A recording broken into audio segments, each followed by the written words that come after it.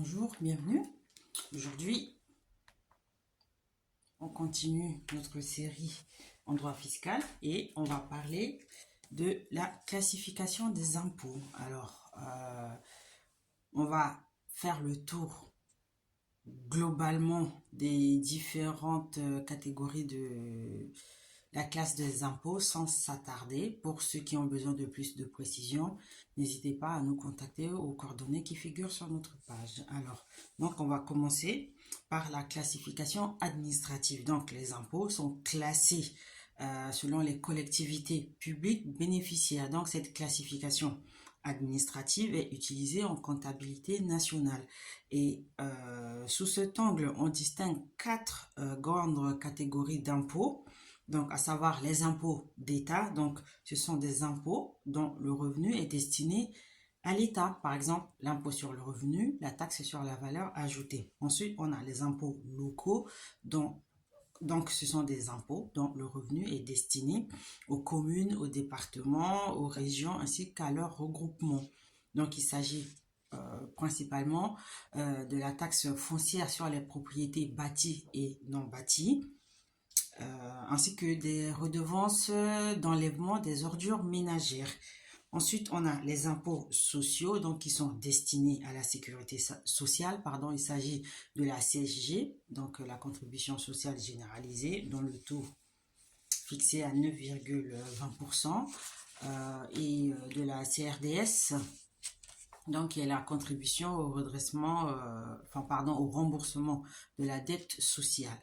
On a enfin, parce que là on a cité les impôts d'État, les impôts sociaux, les impôts locaux, donc on a enfin les impôts communautaires. Donc ce sont des impôts dont les revenus sont destinés à l'Union européenne.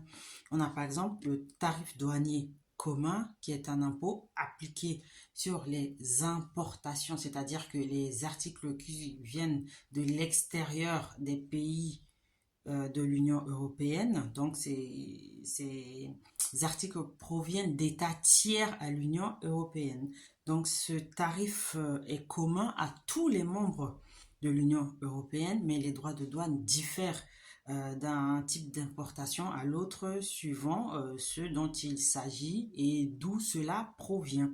Donc, certaines cotisations existent, mais on ne les appelle pas des impôts. C'est le cas, par exemple, des redevances scolaires. Donc, on a ensuite, après l'analyse ou la classification administrative, on a la classification analytique de l'impôt.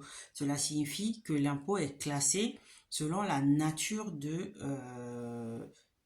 chaque impôt, à savoir sur quoi l'impôt est assis, donc l'assiette, sur comment l'impôt est payé, ce qui est la liquidation, et le recouvrement de l'impôt, c'est-à-dire le paiement à proprement parler de l'impôt. Donc, si on parle de l'impôt selon l'assiette, l'impôt est assis sur une personne physique. C'est la raison pour laquelle on parle d'impôt sur le revenu des personnes physiques. D'ailleurs, c'est l'appellation exacte de l'impôt sur le revenu. Dans cette catégorie, on peut avoir l'impôt réel, donc qui est un impôt assis sur une chose physique ou matérielle, par exemple la taxe foncière sur la propriété bâtie. Donc c'est un impôt que les personnes propriétaires d'un logement, parce que c'est propriété bâtie, paient à l'État.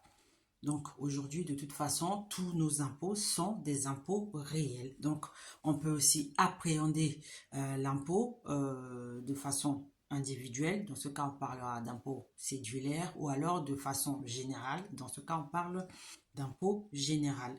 Par exemple, la TVA, c'est un impôt général, car elle frappe toutes les opérations possibles effectuées par les individus.